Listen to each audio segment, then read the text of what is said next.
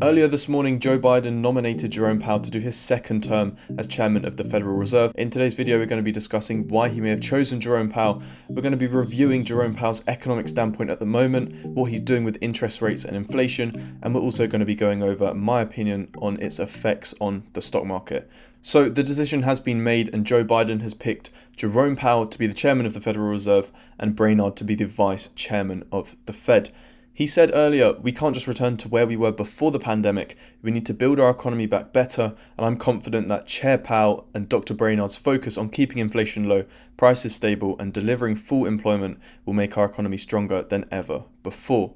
Joe Biden said that he was happy with how he dealt with COVID-19 and 2020's economic uncertainty, and a member of the White House also said that Chair Powell has provided steady leadership during an unprecedentedly challenging period, including the biggest economic downturn in modern history and attacks on independence of the Federal Reserve. They said that during this time, Brainard, one of the country's leading macroeconomists, has played a key leadership role at the Federal Reserve, working with Powell to help power our country's robust economic recovery.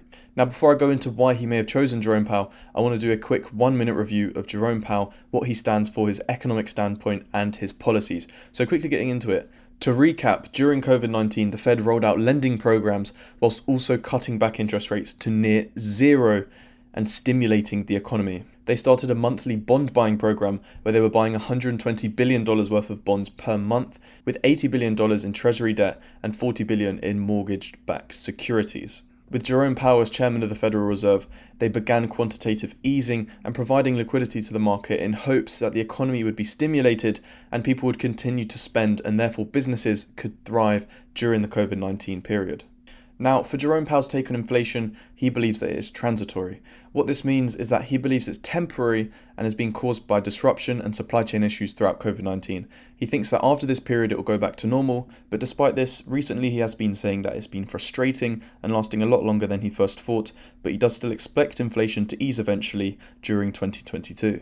The Fed's plan was to slowly taper and to exit this buying program in a very, very gradual way. They were going to cut back by $15 billion every single month, and therefore the buying program would be finished in mid-2022, whereafter they'll potentially increase interest rates. Another thing I want to speak about is another potential reason why Joe Biden picked Jerome Powell. So, one reason I believe that he may have picked Jerome Powell is because Jerome Powell was originally chosen by Donald Trump. Now, to an extent, this means that if something bad happens to the economy, Joe Biden can almost put some of the blame on Trump.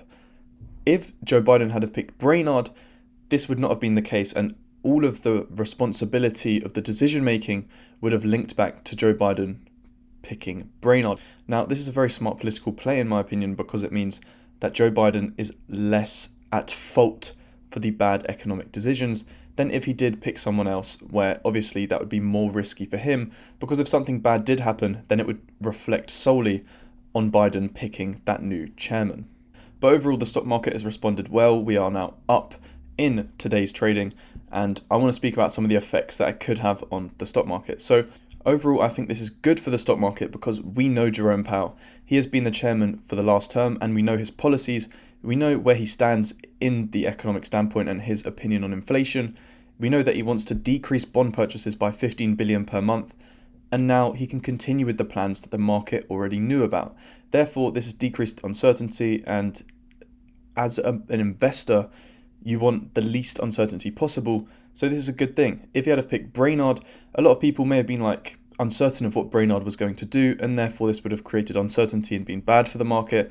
Or if you had picked someone else, that would have been even worse because we would have no idea what they were going to do with inflation or if they may have risen interest rates in the coming months. Now, with Jerome Powell, we know what he stands for.